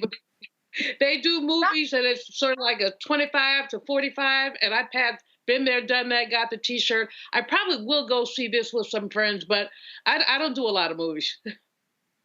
So this is the woman who goes out at 2:00 a.m. with Dorothy Height, but don't go to the movies. Dr. Dibinga, have you seen it? And what are your thoughts about Eddie Murphy? Because he really is coming out and telling his story, telling some stories about, he felt he was treated with racist behavior on SNL. He's really talking.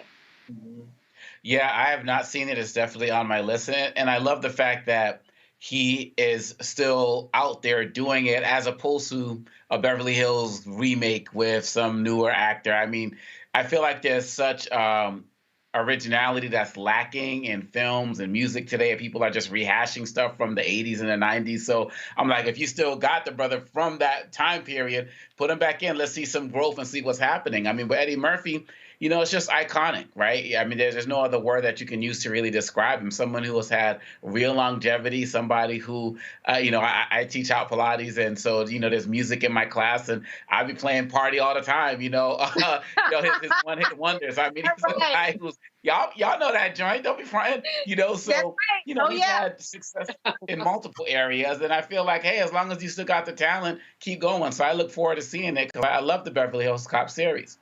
Yeah, I was in ShopRite the other day, grocery store, and they were playing a song, and it occurs to me, that's right, he sang that song. Well, let me go back and say that the movie, he revisits a lot of the same spaces and similar types of interactions that he does from the first Beverly Hills Cop movie. So as we leave this, I'm assuming we've all seen at least one of them.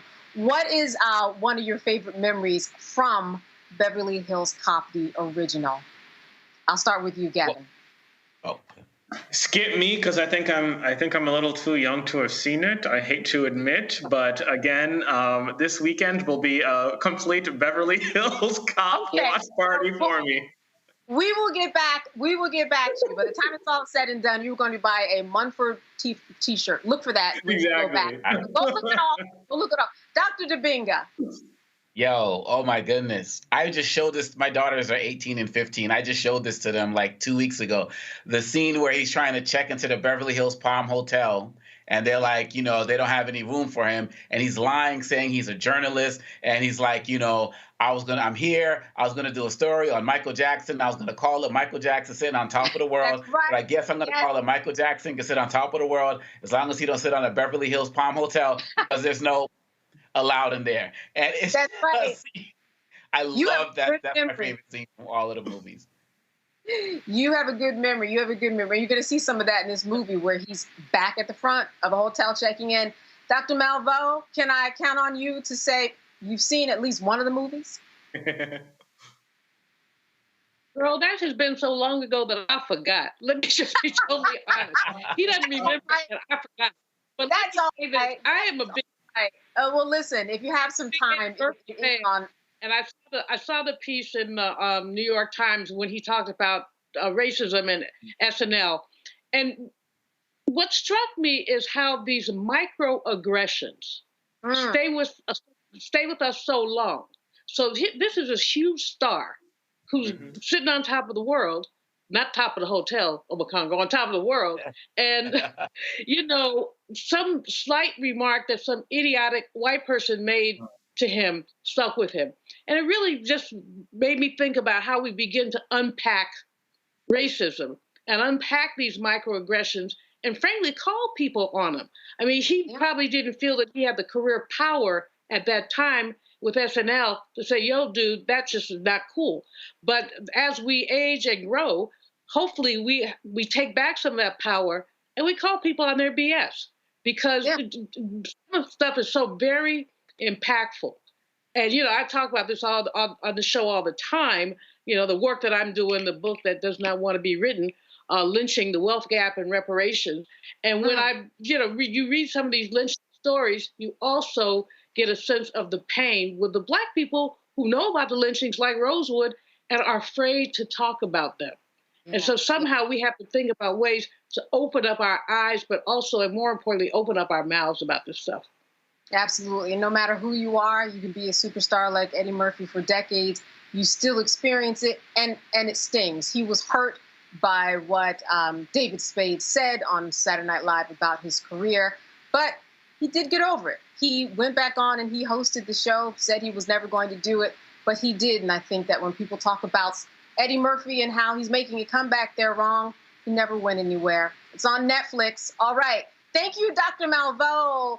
Thank you, Dr. Dibinga. And thank you, Gavin, for being with us today. As always, your insight has been wonderful. Good to see you all. All right, and thanks for watching Roland Martin Unfiltered. He will be back tomorrow, I believe. And I'm Candace Kelly. And have a good night. Black Star Network is here. Oh, no punches! I'm real revolutionary right now. Thank you for being the voice of Black America. All momentum we have now, we have to keep keep this going. The video looks phenomenal. See, there's a difference between Black Star Network and Black-owned media and something like CNN. You can't be Black-owned media and be scared. It's time to be smart. Bring your eyeballs home. You dig?